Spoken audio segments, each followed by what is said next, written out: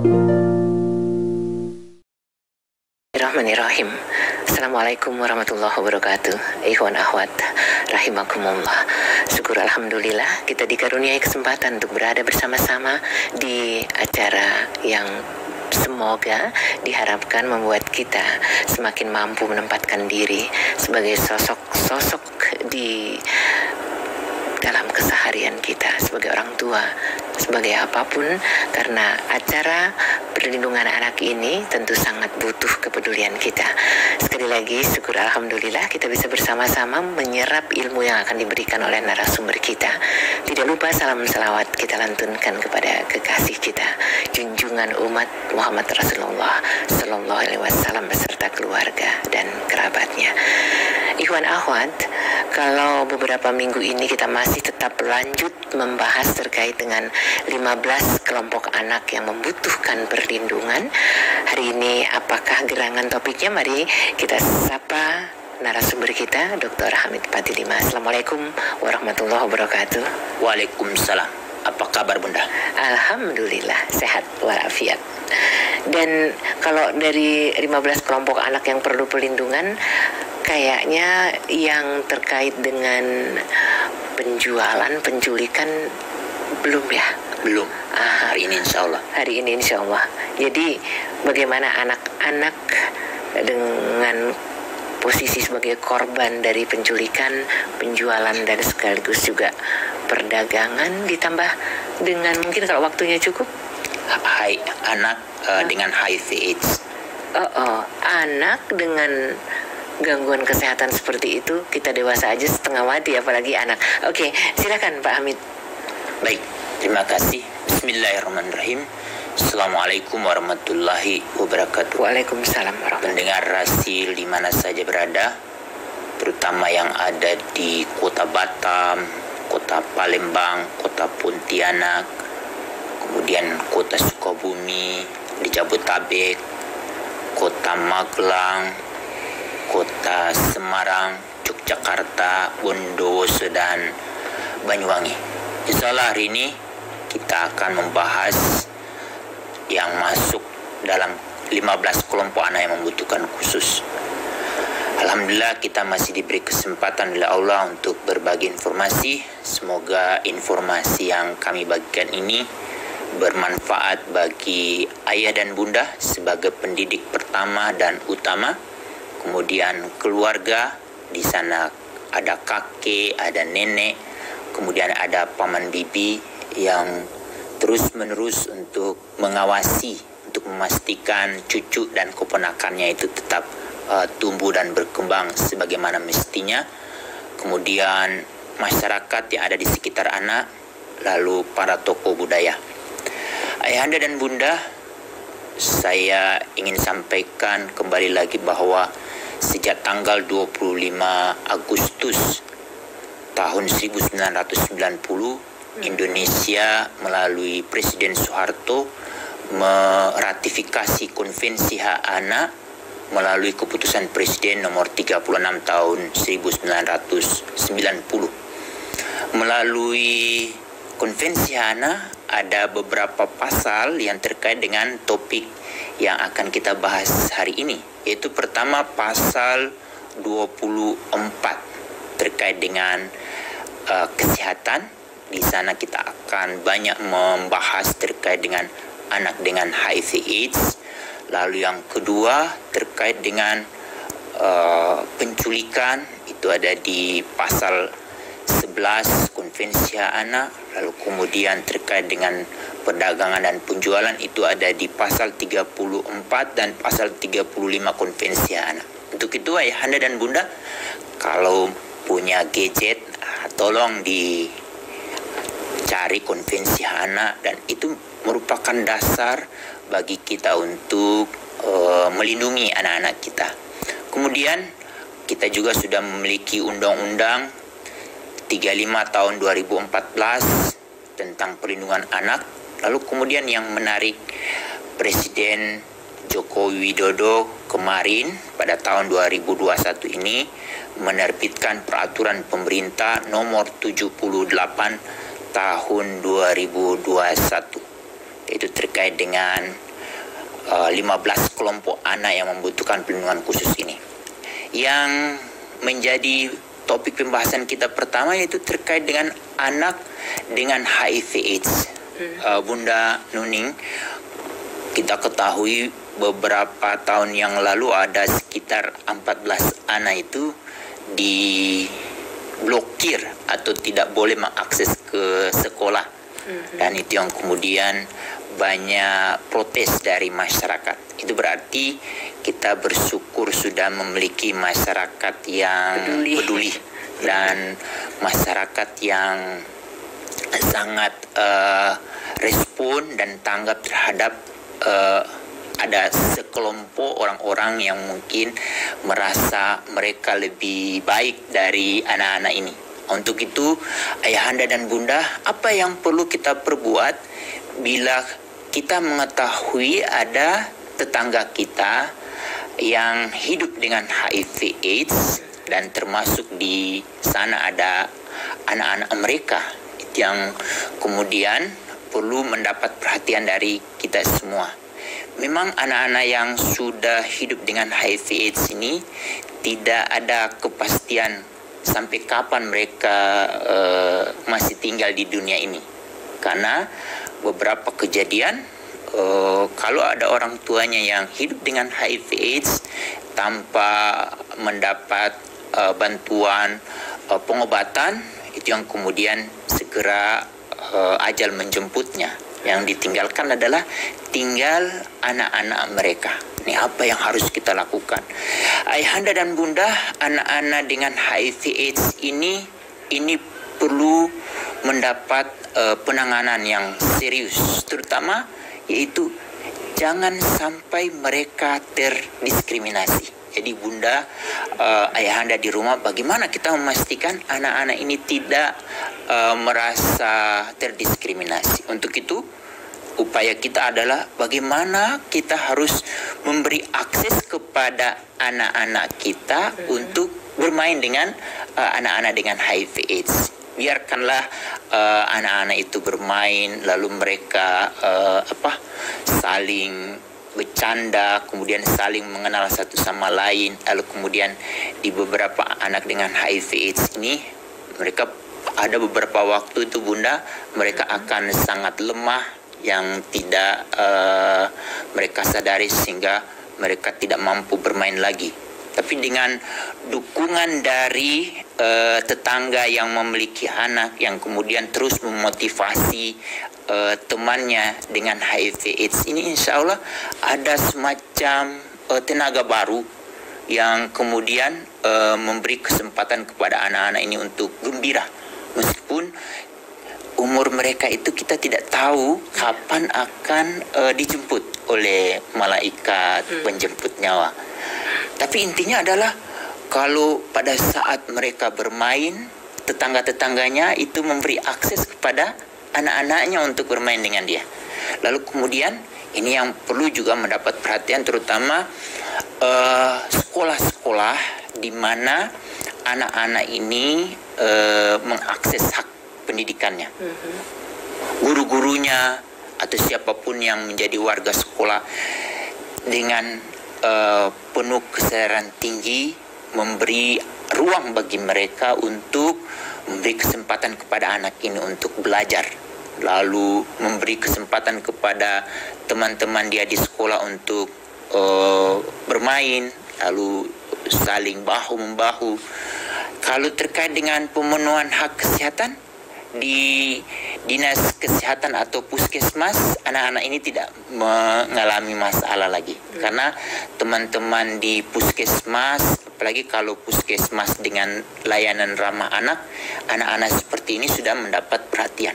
Tapi tinggal yang ada di luar kesehatan bunda, yaitu kesempatan anak bermain, lalu kesempatan anak untuk mengkreasi diri dia dari segi kebudayaan. Ada beberapa orang yang merasa kayaknya nanti kalau kita bermain dengan anak ini ada muncul masalah. Ya, kalau dari kesehatan kan HIV/AIDS itu menular hanya melalui beberapa bagian atau melalui mungkin air susu ibu atau bentuk-bentuk lain.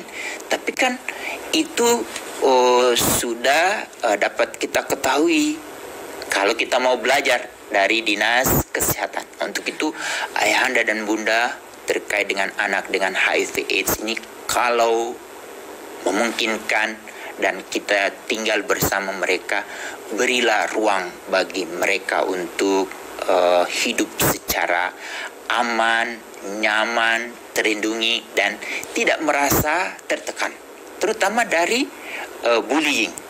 Jangan sampai mereka dibully. Kalau ada anak tetangga yang membuli, segera diingatkan agar dia tidak melakukan perbuatan yang serupa. Lalu kemudian rangkul anak-anak ini dan beri dukungan kepada keluarga yang membesarkan anak-anak ini. Biasanya Bunda Nuning, anak-anak ini sudah tidak memiliki orang tua yang utuh, karena mungkin dia sudah kembali ke alam sana. Tapi tinggal anak-anak ini tinggal dengan kakek nenek atau paman bibinya atau tetangga yang peduli dengan mereka. Nah, ini mereka harus dirangkul. Itu yang perlu mendapat perhatian dari kita terkait dengan bagaimana memastikan anak dengan HIV/AIDS ini dia tetap hidup, tumbuh dan berkembang. Dan yang paling penting adalah bagaimana kita selalu bertanya kepada anak ini, karena dia sudah tidak ada orang tua lagi, sudah kehilangan seseorang yang menjadi pegangan hidup dia. Untuk itu sebagai tetangga yang baik, kita jadilah orang tua bagi anak-anak ini.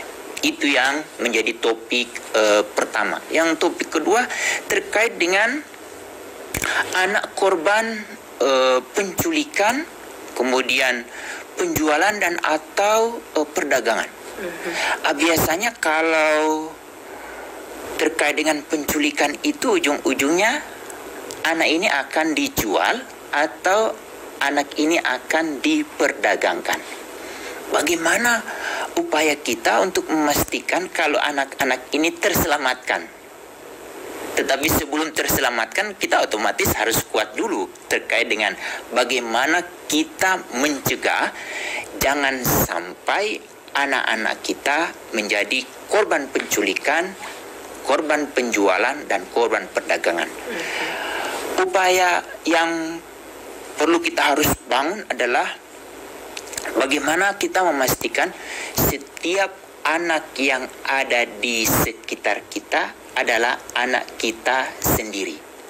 Untuk itu, tetangga-tetangga yang baik, kalau bisa kita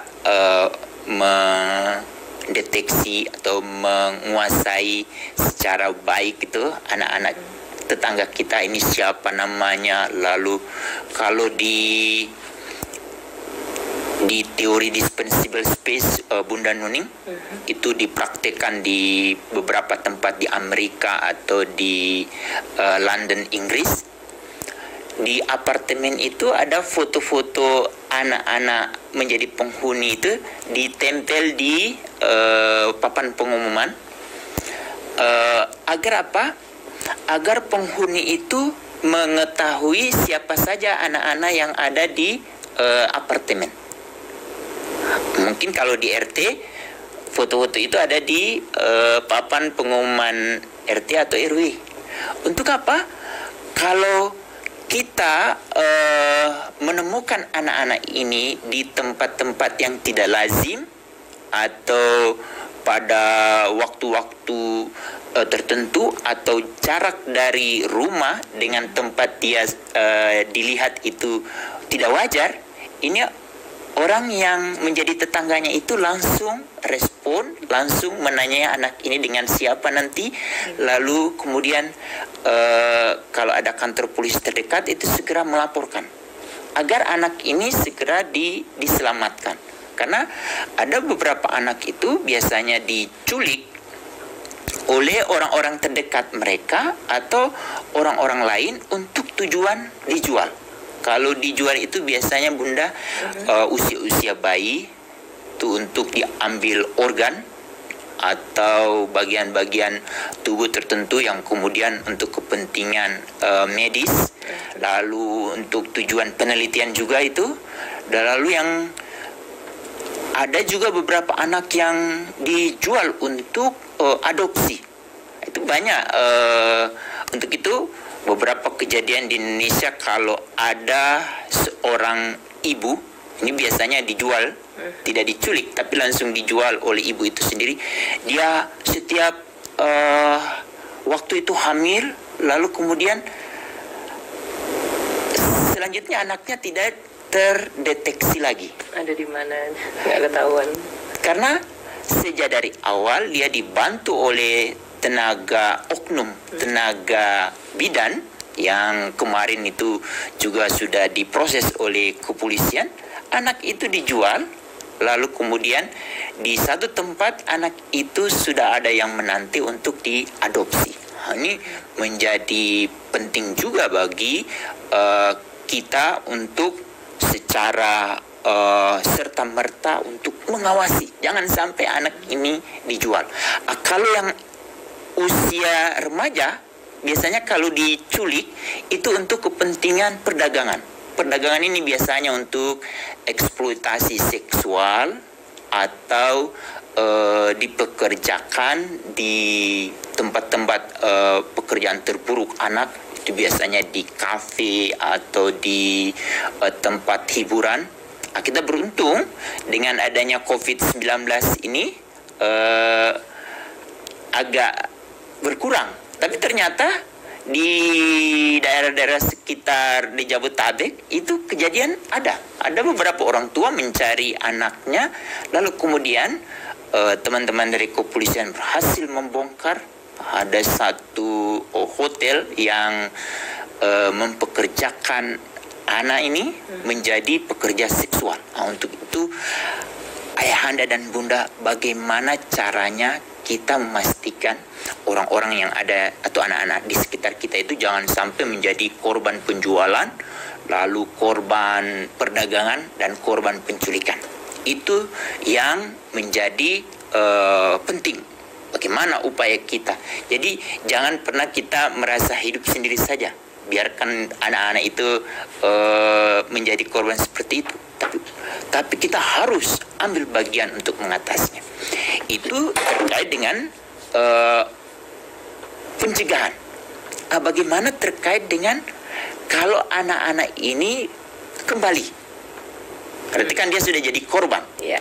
Korban penjualan, korban penculikan, korban penjualan, dan korban perdagangan. Kalau untuk bayi itu kalau sudah dijual agak sulit untuk kembali. Karena dia sudah berproses dan berpindah tangan. Tetapi keahlian dari teman-teman kepolisian yang berhasil membongkar kasus ini bisa terselamatkan. Bagaimana kalau anak-anak ini kembali ke tempat dia tinggal? Untuk itu tugas dari masyarakat lagi yang ada di sekitar anak-anak ini adalah bagaimana kita memastikan mereka diterima oleh tetangganya. Tapi sebelumnya keluarganya, terutama ayah ibu yang sudah mengetahui anaknya ini sudah menjadi korban penjualan, apalagi sampai dieksploitasi secara seksual. Bagaimana anak ini merasa diterima kembali lagi di kehidupan keluarganya. Untuk itu ayah ibu, kakek nenek, paman bibi, terima anak ini, rangkul mereka, jangan sampai mereka menjadi korban kedua kalinya. Kalau sampai mereka jadi korban kedua kalinya, itu malah justru anak-anak ini dia akan berbalik status. Yang dulunya dia dieksploitasi, malah sekarang dia akan mengeksploitasi orang lain karena dia merasa ada keuntungan di balik itu semua. Jadi bisa saja mereka menjadi germo kalau untuk eksploitasi seksual. Untuk itu ibu bapak, bagaimana kita memotong rantai dari perdagangan orang, lalu bagaimana kita memastikan jangan sampai terjadi penjualan, dan bagaimana jangan sampai anak ini menjadi korban penculikan lagi. Untuk itu kemampuan dari kita adalah bagaimana kita merangkul anak ini dan dia merasa diterima kembali menjadi warga, dan dia merasa bahwa apa yang dia alami kemarin itu adalah musibah yang kemudian di masyarakat di sekitar tidak ada lagi yang membuli dia. Yang paling penting jangan sampai dia dibuli dan jangan sampai dia tertekan lagi, karena bunda, anak-anak yang sudah menjadi korban perdagangan atau korban penculikan itu mereka mengalami trauma yang berkepanjangan. Trauma-trauma ini sudah berproses.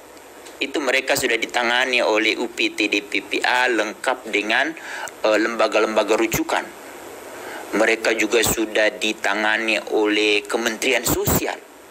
Mereka ditangani oleh Kementerian Kesehatan.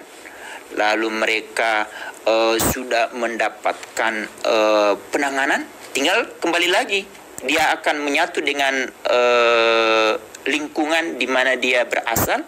Dan kalau mereka tidak diterima dengan baik, itu akan membuat trauma itu akan berulang. Untuk itu, bagaimana caranya?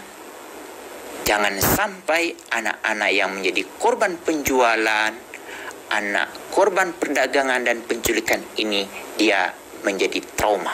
Untuk itu, sejak dari awal hal ini kita sampaikan, kita kembali lagi kepada orang-orang yang ada di sekitar anak kita sendiri. Siapa? Tiada lain, ayah dan ibunya. Kalau yang jadi persoalan adalah bunda, kalau yang menjadi pelaku penjualan itu adalah ayah ibunya. Ada kasusnya terjadi di masyarakat kita. Berarti kekuatannya ada di masyarakat. Lalu yang jadi soal juga, di sana juga ada masyarakat yang menjadi calo. Nah, itu yang juga menjadi persoalan baru. Untuk itu di beberapa kesempatan kami pernah menemui, kalau ini sudah bukan anak-anak lagi, tapi sudah orang dewasa yang mengalami sudah menjadi pelaku pekerja seks komersil. Itu kalau bisa mereka tidak kembali lagi ke masyarakatnya. Kalau bisa mereka tinggal di lingkungan yang baru yang menerima mereka apa adanya. Itu kalau mereka dikembalikan ke tempat mereka berasal, yang di sana ayah ibunya menjadi pelaku, dan di sana juga didukung, ada sampai orang yang memberikan parfum, yang memberikan bedak, lalu bedak-bedak itu kalau dia ketangkap sama Satpol PP, dianggap oleh tokoh yang memberikan itu sialnya saja. Sampai begitu, Bunda Nuning. Ditangkap dianggap cuma sial. Sial. Astaga. Dan kalau ada anak yang kembali lagi itu dengan hasil yang tidak mengembirakan, itu juga sial.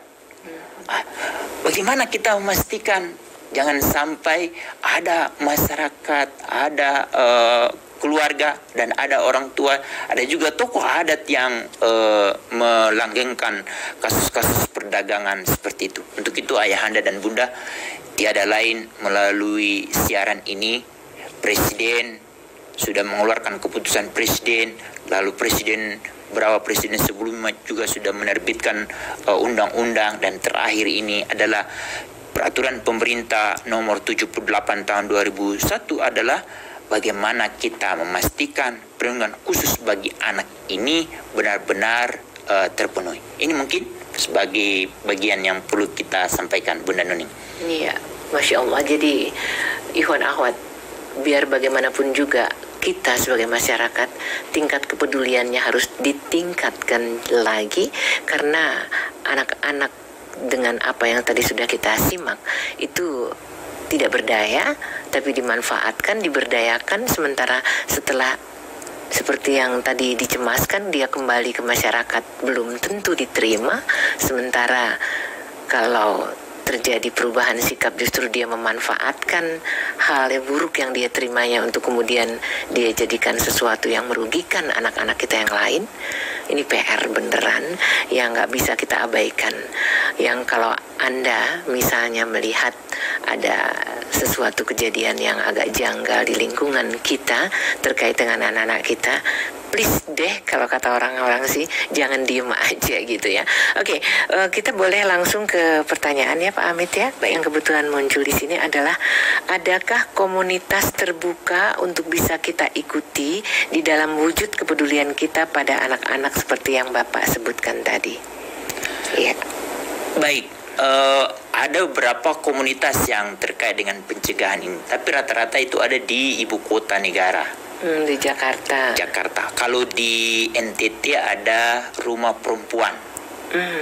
Kalau di Jakarta itu ada Migrant Care, ada Kusuma Buana, kemudian ada Bandung Wangi. Yang menarik itu Bandung Wangi, Bunda, itu adalah salah satu yayasan yang dibentuk oleh mereka-mereka yang tidak mau kembali lagi ke keluarga mereka, karena dulu mereka adalah korban itu korban. tadi. Dan menarik adalah hanya mereka lah yang mampu merubah atau memberikan informasi kepada pemerintah dan kepada masyarakat apa yang mereka rasakan waktu mereka itu mengalami eksploitasi. Dan lembaga ini kemudian oleh pemerintah disambut dan diberi ruang untuk bagaimana untuk meningkatkan kapasitas dari teman-teman mereka yang mengalami kejadian yang serupa. Dan ayahanda dan bunda, kalau kita menemukan ada korban-korban seperti ini, pernah juga kita sampaikan SAPA 129. Kita bisa laporkan ke sana, SAPA 129 atau WA 021 129 129. Semoga kalau kita menemukan ada anak-anak yang hidup dengan HIV AIDS lalu tidak mendapat penanganan yang baik, kita bisa laporkan ke sana. Lalu kalau ada anak-anak yang menurut kita kayaknya dia korban penculikan, itu biasanya di terminal kita bisa melihat kok anak ini sepertinya bukan anak dari bapak ini, anak dari ibu ini, tapi dia disuruh minta-minta. Atau kalau sekarang yang agak mulai sulit itu di kereta, karena tidak bisa orang dengan leluasa bisa masuk ke peron atau masuk ke kereta. Kalau waktu zaman dulu itu masih bisa. Lalu kemudian yang masih ada itu di terminal atau di pasar-pasar, kok ada anak ini kok disuruh-suruh. Lalu kemudian ada anak yang di jalan yang mungkin saja bukan anak dari ayah itu atau bapak itu, tapi disuruh jualan tisu atau disuruh jualan makanan ringan. Itu bisa kita laporkan ke pihak-pihak yang berkepentingan, karena kemungkinan anak itu adalah korban penculikan. Dan biasanya mereka tidak berdaya. Itu memungkinkankah kalau seandainya kita dekati anak itu, kita ajak ngobrol, dia akan terbuka atau untuk terbuka sangat sulit. Itu butuh 11 kali, minimal 11 kali pertemuan dengan anak itu dia baru berkata jujur. Jadi bagaimana mungkin kita membawa dan melaporkannya dengan kalau kondisi? Kita curiga ini bukan anak ini kita bisa lapor ke pihak. Tanpa harus diskusi dengan anak itu sendiri. Karena tugas dari dinas sosial lah yang akan menjemput anak ini bersama Satpol PP. Karena kalau di DKI Jakarta itu operasi terkait dengan hal ini itu tinggi sekali intensnya. Karena DKI Jakarta berharap bebas dari anak jalanan, lalu bebas dari anak-anak yang seperti yang kita sampaikan. Tapi para mafia atau orang-orang di belakang itu, mereka memang sangat kuat, Bunda. Untuk itu bagaimana kita harus memiliki keberanian untuk melaporkan. Kalau di Sapa 129 itu kita terlindungi keamanan bagi mereka yang melaporkan. Itu, Bunda. Terima kasih kepada Ibu Nurjamah binti Madio yang sudah mengirimkan ucapan Assalamualaikum Pak Hamid. Alhamdulillah mendapatkan ilmu. Syukron atas ilmunya. Iya. Beliau di Singapura ini. Wah. Kemudian ada beberapa yang lain juga, Mas Iman, kemudian Mbak Kris yang juga mengacungkan jempol. Sementara pertanyaan yang muncul tadi terkait dengan yang diculik kemudian diambil organnya, berarti anak tersebut harus dihabisi nyawanya, Pak Hamid? Masya Allah, terjadi beneran atau saya hanya halusinasi nih? Dengan adanya peraturan perundangan ini itu didasarkan oleh kejadian sebelumnya. Fakta sebetulnya ya. Dan itu sudah bukan menjadi isu nasional tapi menjadi isu internasional. Kalau Ibu nggak ada namanya tadi ya, itu pertanyaannya adalah bagaimana kita bisa tahu bahwa di sini aman atau tidak aman terkait dengan anak-anak kita. Kan sulit untuk bisa mendeteksi ya. Iya juga sih ya. Itu biasanya apa yang terjadi? Sederhananya kalau kita familiar dengan kantor polisi, kalau bisa cara yang paling utama itu kita banyak konsultasi dengan polsek atau pos polisi terdekat. Jadi jangan kita datang ke kantor polisi itu kalau ada masalah, hanya butuh saja. Padahal di kantor polisi itu ada petugas yang akan menjelaskan bahwa kondisi tempat di mana kita datangi itu benar-benar aman atau tidak. Dan mereka juga akan menyampaikan beberapa titik-titik yang tidak aman. Yang ada kita kalau mengurus SKCK atau mengurus kehilangan KTP untuk menerima surat keterangan hilang. Jadi kasihan teman-teman polisi itu, cuma kita butuh baru didatangi. Padahal kantor polisi itu kan dibuka ada sampai 24 jam. Untuk laporan apapun, untuk kepentingan apapun dari warga yang ada di situ. Terutama untuk konsultasi, bertanya-tanya untuk ini terutama bagi biasanya kalau seseorang itu sudah memiliki pemahaman tentang rencana menghadapi bencana. Misalnya dia mau berwisata di satu tempat, ke kantor polisi itu menjadi paling utama kita tanya, Pak, saya mau wisata di sini, bagaimana keamanan di daerah sini? Apalagi sekarang di kantor polisi itu sudah ada namanya polisi pariwisata. Yang kalau di Jakarta suka kita lihat seragamnya itu agak berbeda dengan polisi yang biasanya. Dan mereka itu juga ada di depan-depan kantor kedutaan. Itu yang tidak pernah kita manfaatkan. Dan juga ini mungkin ke depan teman-teman dari humas polisi itu kalau bisa memberikan jemput bola jadi informasi yang sebanyak-banyaknya. Dan itu menjadi penting. Dan itu yang pertama. Yang kedua, kita juga kalau bisa punya waktu yang bagus itu ke kantor PMI. Kantor PMI itu kita anggap cuma ngambil darah doang. Sebenarnya tidak. Mereka itu kalau dari segi informasi banyak sekali, terutama terkait dengan keamanan wilayah dan kebencanaan. mereka punya tuh informasi terkait dengan itu. Datanya ada. Ya. Lalu kalau iseng, ini yang ketiga, ke kantor pramuka. Kantor pramuka itu bukan hanya penggalang atau siaga saja itu, atau nanti pas ada upacara mereka yang pegang bendera semapur untuk mengarahkan tempat kita. Mereka itu sebetulnya paling tahu informasi-informasi daerah sekitarnya. Lalu yang terakhir, ini juga menjadi penting, kalau ada organisasi pemuda yang menguasai wilayah itu. Kan biasanya tuh kalau di satu tempat kita Bunda ada kantor gazebo gitu, lalu kemudian mereka ada pasang bendera. Itu kalau bisa jangan dianggap mereka itu orang yang akan bermasalah bagi kita.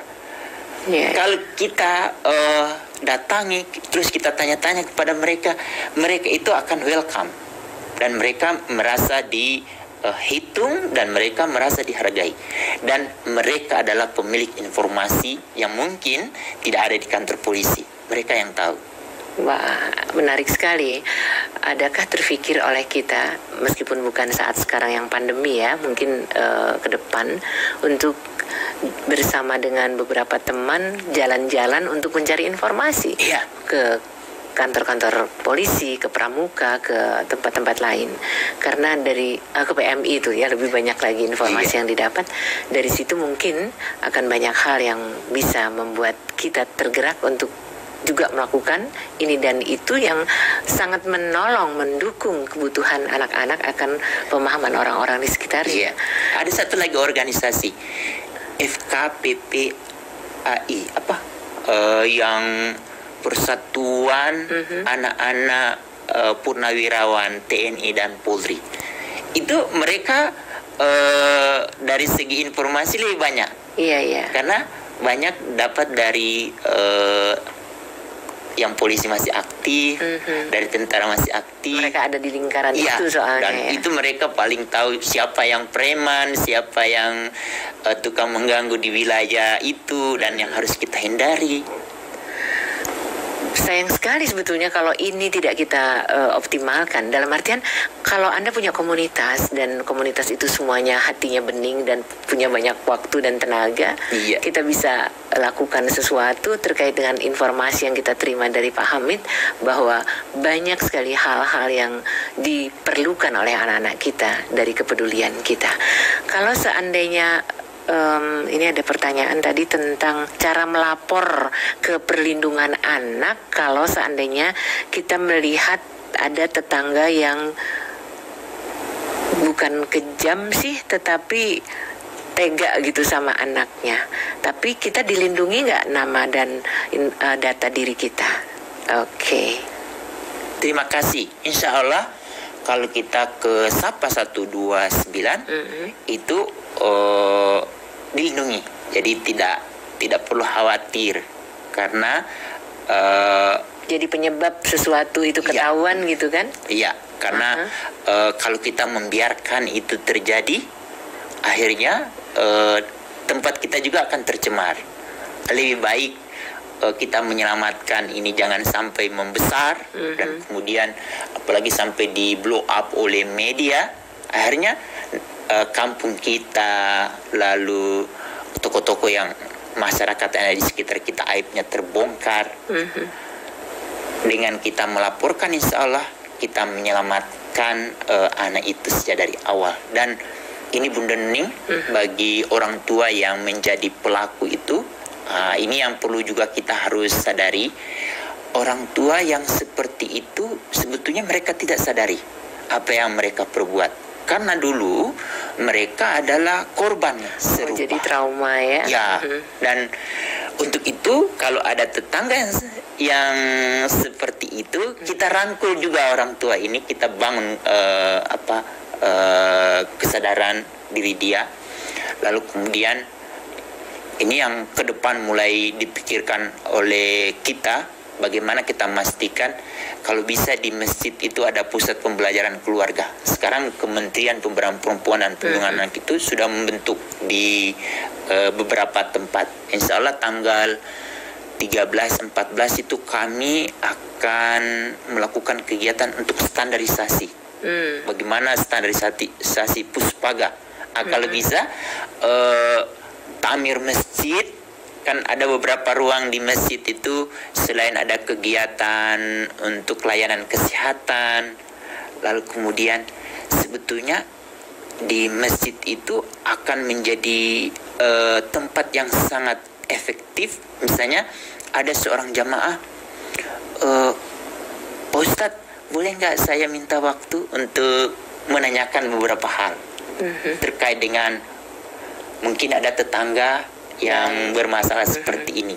Kalau itu terjadi, insya Allah mungkin para tamir masjid akan memikirkan bagaimana kita undang orang tua yang memiliki sikap yang temperamental, yang perlu untuk diredam, dan kemudian dia perlu menyadari bahwa bagaimana dia memastikan anak-anak yang diberi amanah oleh Allah kepadanya itu untuk terlindungi. Sampai sekarang memang belum tampak ya, itu ada gitu kali. Baru beberapa masjid yang kebetulan pernah saya menjadi fasilitator untuk pelatihan konvensi anak, materi-materi yang sering kita bagikan di Rasid, itu di kota Bontang. Itu mereka sudah malah masjid itu benar-benar menjadi masjid ramah anak. Mudah-mudahan bukan hanya di Bontang sih, di sekitar kita di sini, sehingga benar-benar bermanfaat sebagai tempat yang memberdayakan banyak hal ya.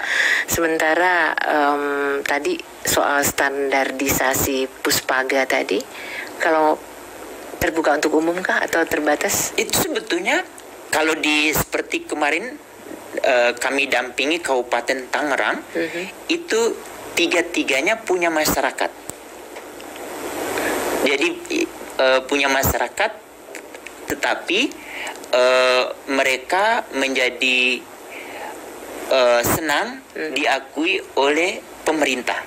Kemudian oleh pemerintah Kabupaten Tangerang itu diusulkan ke kementerian untuk perlu distandarisasi.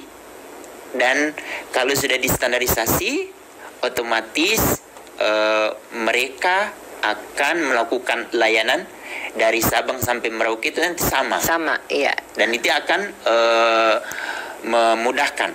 Dan khusus untuk puspaga ini itu diarahkan terutama bagi calon orang tua, lalu calon kakek nenek dan kakek nenek. Mulai dari yang akan menikah sampai yang sudah punya cucu ya. Yang bakal punya cucu. Akan punya cucu juga. Ya, itu mereka perlu di training karena banyak kakek nenek itu tidak merasa mereka menjadi kakek nenek yang benar. Karena dia memaksa apa yang dia inginkan, yang dulunya harusnya itu diterapkan kepada anaknya, tetapi tidak ada kesempatan. Baru sekarang ada waktu karena sudah pensiun. Lalu itu dicurahkan kepada cucunya. Akhirnya sebagian cucu tidak menghargai ayah ibunya, tapi lebih menghargai kakek nenek. Itu adalah perbuatan yang bertentangan. Niatnya baik, tapi efeknya tidak selalu baik ya. Baik, kita sambil jalan, Pak Hamid, ada pertanyaan ini dari Ibu Nurjamah tadi. Bimbing saya dong, saya dan ada cucu yang mengajar di pondok dan anak santrinya ada yang korban bulian sewaktu masih SD, dan sekarang anaknya jadi agresi sekali. Kalau dinasehatin teman-teman sesama sesantrinya malah mengejek, dan nanti kalau dinada kasar katanya membuli dia. Dan saya nasihati cucu saya itu supaya meluangkan waktu buat anak yang menjadi korban bulian itu. Saya suruh peluk, saya suruh nasihati di kamar cucu saya. Jangan di publik, di depan umum, bagaimana caranya menasihati anak ini supaya bisa mengerti apa yang cucu saya nasihatkan kepada beliau. Waduh, lumayan ini ya Ibu Nur Jamah ya, tapi bagus sekali kalau ada kepedulian seperti ini. Iya. Bagaimana caranya menasehati? Itu poin penting. Jadi satu kritik untuk satu masalah, tapi sebetulnya diawali dengan sebuah kesepakatan. Jadi harus buat dulu kesepakatan bersama anak atau bersama santri, lalu kemudian ada santri yang melanggar, itu yang kemudian kita harus ambil dia untuk kita koreksi apa yang dia langgar. Jawabannya itu berdasarkan kesepakatan tadi. Jadi satu kritik untuk satu masalah diakhiri dengan kasih sayang di ruangan tertutup. Jadi nggak digeneralisir jangan semua di depan ya. Jadi kita harus itu ada 4 tahap sebetulnya. Tahap pertama misalnya kalau dia ini melanggar, itu yang kemudian hukuman yang terberat yang diterima oleh seseorang itu adalah meminta maaf. Jadi dia meminta maaf, Baginya berat banget. berat ya. sekali. Itu yang kemudian kita cek kenapa dia melanggar aturan yang sudah disepakati. Apakah yang bermasalah aturan ini atau orangnya? Ya. Untuk itu kita perlu diskusi lagi. Kita review kesepakatan itu. Apanya yang membuat aturan ini tidak terlaksana? Itu yang pertama. Lalu yang kedua, kalau dia melanggar lagi, kalau untuk yang punya anak, dia di denda atau jajannya di diskon 50%. Kalau direview lagi, kenapa bisa melanggar lagi? Lalu yang ketiga, tidak ada diskon, jadi tidak ada jajan lagi. Yang keempat, kalau anak ini masih melanggar, sebetulnya bukan anak yang bermasalah, orang tuanya. Orang tuanya yang harus dibawa ke psikiater. Iya. Karena tidak mampu menyampaikan. Lalu kemudian bagaimana kalau anak itu menjadi korban bullying? Ini yang butuh perhatian dari kita. Biasanya kalau anak-anak korban bullying itu biasanya dia suka menarik diri dan kepercayaan diri dia hancur. Lalu kemudian mudah mengekspresikan hal-hal yang menurut kita tidak wajar. Untuk itu kita harus ajak dia untuk berdiskusi, lalu kemudian kita kenali apa keunggulan dia. Cari tahu ya. Cari tahu. Jadi keunggulan dia itu kita harus munculkan, dan itu yang kemudian jadi modal dia. Lalu kemudian kita harus pastikan yang membuli dia biasanya tidak tahu tentang keunggulan dia ini. Coba kalau dia tahu keunggulan dari kita, si anak ini, dia akan mikir 2 kali untuk membuli. Lalu kemudian bagaimana caranya tetap dia bully? Kita harus memasrahkan diri bahwa yang mampu menilai aku hanya diri aku dan Tuhanku. Untuk sampai ke sini bukan hal mudah ya. Itu harus berproses. Iya, betul-betul.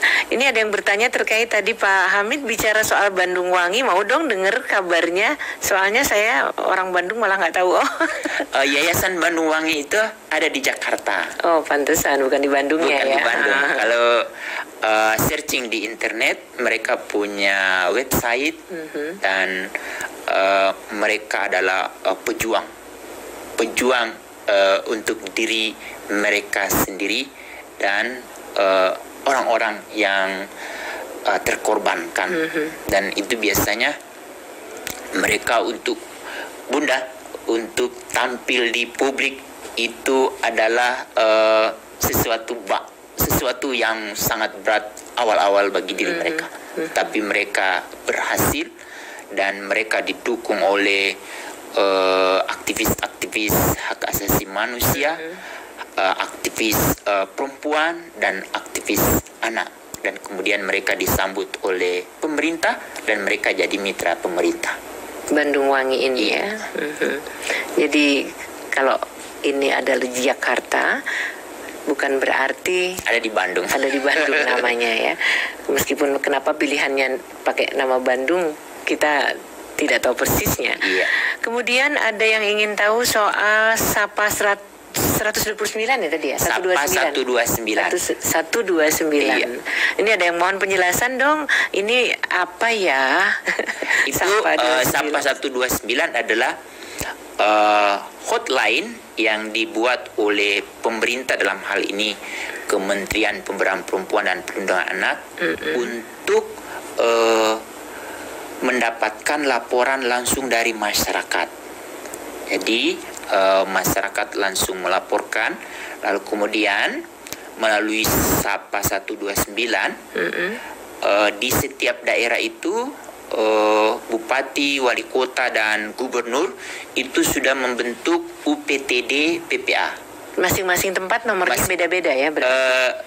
Mereka masing-masing juga punya hotline, tapi melalui Sapa 129 misalnya nih ada anak di daerah B, itu langsung akan disalurkan ke sana. Nanti dari tim dari UPTD PPA akan segera melakukan kunjungan untuk melihat apakah benar ini terjadi. Karena di setiap daerah, ini untuk ibu bapak ya, pernah nggak melihat ada di jalan kita itu mobil perlindungan anak? Itu warnanya hijau. Tulisannya? Ada mobil perlindungan anak. Tulisannya putih atau hitam? Hitam. Hitam. Kepalanya putih mobil itu. Itu hampir seluruh kabupaten kota pada masa pemerintahan Jokowi awal itu melalui Ibu Yohana Yambise itu memberikan mobil-mobil itu dan motor. Jadi tidak hanya mobil tapi ada motor. Motor itu biasanya untuk daerah-daerah yang sulit diakses oleh kendaraan. Nah, dikasih pengenal nggak motornya? Ada. Tulisannya perlindungan anak juga. Di perlindungan anak. Lalu di mobil ini nanti akan menjemput korban. Lalu korban akan dibawa ke UPTD PPA. Lalu kemudian kalau misalnya ada pelaku, itu biasanya dari Polres. Biasanya UPTD PPA ini dia ada di kabupaten dan dia sangat dekat dengan Polres, karena di Polres sekarang ada namanya UPPA, Unit Perlindungan Perempuan dan Anak. Jadi di sana khusus ada polisi laki, ada polisi wanita yang sudah dilatih untuk menangani anak-anak atau perempuan. Jadi sekarang petugas inilah yang akan menangani. Jadi kalau tadi ada yang bertanya Sapa 129 untuk apa, itu untuk menerima laporan. Tapi bagaimana alamat untuk laporannya? Apakah datang atau itu nanti melalui telepon atau lewat telepon? Jadi kita telepon ke Sapa 129 yang nomornya 0221 tadi itu. Jadi kalau langsung telepon gratis itu 129. Oh, 129 itu langsung masuk ya. Masuk. Jadi Ikhwan Akhwat, kalau Anda ingin berhubungan dengan Sapa 129, klik saja di telepon Anda angka 129 itu nanti akan tersambung. Seperti kalau kita cari jam itu angka berapa gitu kan, jamnya jam berapa, dan juga untuk cari tahu Sapa 129 untuk melaporkan apapun, ketik saja atau klik saja 129 ya. Terus terkait dengan nomor telepon yang tadi Pak Hamid berikan 02 itu WA. Oh, ini untuk WA tapi nomornya 021 129 129. Oke, jadi nanti kalau di daerah itu juga kalau si korban sudah ditangani itu akan diinputkan ke data namanya Simponi PPA. Oh ya. Kita bisa lihat di internet. Klik di situ bisa tahu ya. Daerah-daerah mana yang kekerasannya tinggi itu ada. Ya.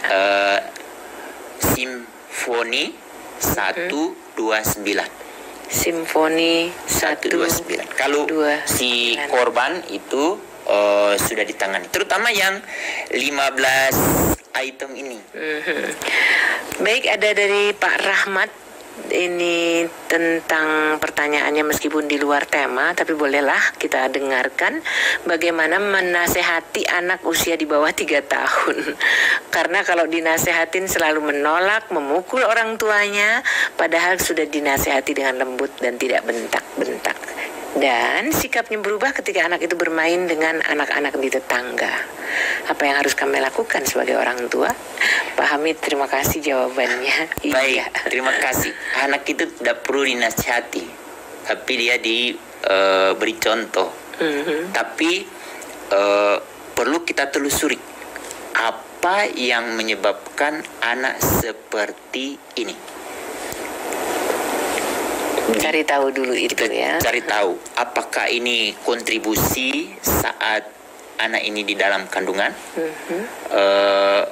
Pada saat di dalam kandungan ibunya mungkin suka uring-uringan, dan mungkin penyebabnya dari bukan ayah saja, tapi mungkin dari tetangga atau dari apa. Kalau itu kita berhasil telusuri dan kita tahu apa penyebabnya, kita minta maaf ke anak ini. Lalu kemudian anak itu segala sesuatu harus diikat dengan kesepakatan. Jadi kita buat kesepakatan bersama anak. Jadi kita diskusi dulu. Meskipun usianya masih sangat belia. Malah justru dari usia 0 sampai 4 tahun itu 50% kecerdasan anak itu tumbuh. Jadi bersepakat Ria di situ cocok banget ya. Jadi dia kita bangun kesepakatan, semua kalau bisa itu kesepakatan kita bangun. Tetapi setelah dibangun kesepakatan itu, tugas anak lupa. Jadi tugas dari anak kita itu lupa. Tugas orang tua mengingatkan minimal sehari 5 kali. Seperti Allah selalu mengingatkan kita untuk sholat 5 waktu, minimal 5 kali untuk setiap satu kebaikan. Misalnya dia dia agresif sama temannya, itu jangan dilakukan pada saat dia lakukan itu. Tapi setelah redam, lalu kemudian dia sudah kembali ke normal lagi, kita ajak lagi. Dan itu nggak cuma sekali, 5 kali. Oke, ini pertanyaan yang terakhir dari Bu Tineke. Maaf telat dengerinnya nih, tapi pertanyaan saya keluar dari materi nggak apa-apa ya. Saya lansia yang hidup sendiri karena sakit dan sering ke rumah sakit. Saya tidak boleh bertemu dengan anak dan cucu. Kalau mau kumpul tinggal dengan anak cucu, saya nggak boleh keluar. Akhirnya saya tinggal sendiri saja karena saya butuh berobat. Tapi sering nangis sendiri nih Pak di rumah. Kenapa dengan saya ya? Mohon Bapak narasumber memberi masukan dong, menyenangkan hati. Dari Butin di Gunung Putri. Baik, Bunda yang diberi kesempatan oleh Allah untuk menikmati rasa sakit dan mengalami kehambatan untuk berjumpa dengan cucu-cucu. Ini yang kemudian semoga anak-anaknya mendengarkan apa yang sedang kita bicarakan ini. Bunda, di antara anak Bunda, coba ajak obrol, lalu dari hasil obrolan itu ada satu permintaan yang Bunda inginkan, dan kalau bisa itu dikabulkan, ya mungkin tidak harus setiap hari kita ketemu mereka. Sekarang juga ada teknologi kan, Bunda, lewat video call atau Zoom.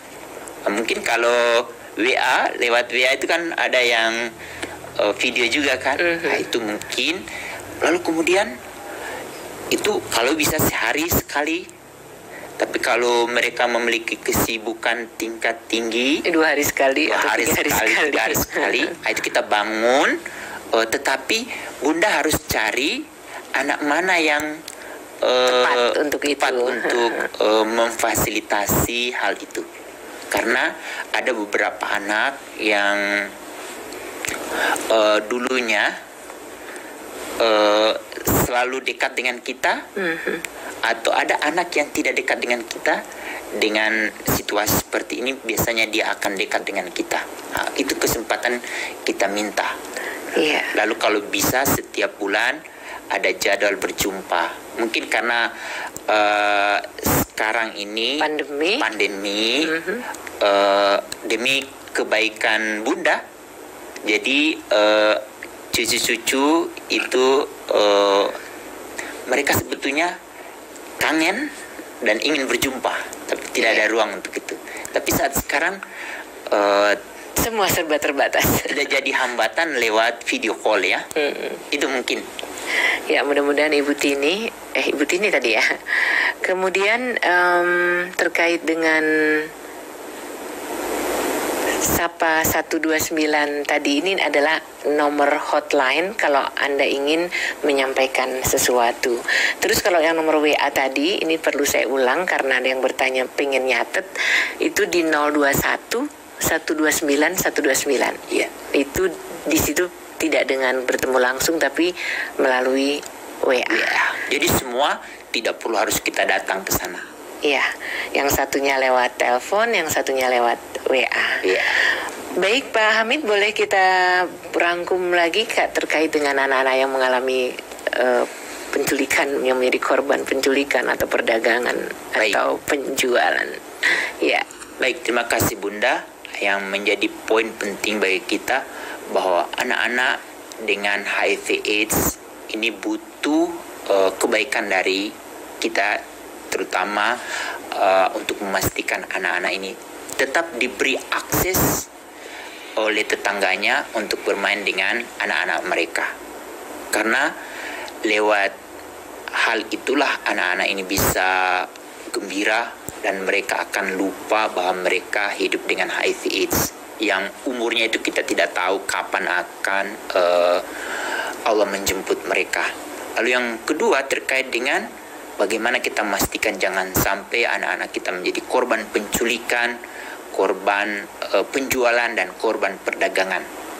Yaitu dengan kita mengenal secara baik anak-anak kita dan tetangga kita, terutama anak-anaknya, itu kita bila kita melihat mereka di satu tempat yang kemudian kita curiga, segera kita ambil bagian untuk menyelamatkan anak-anak tersebut.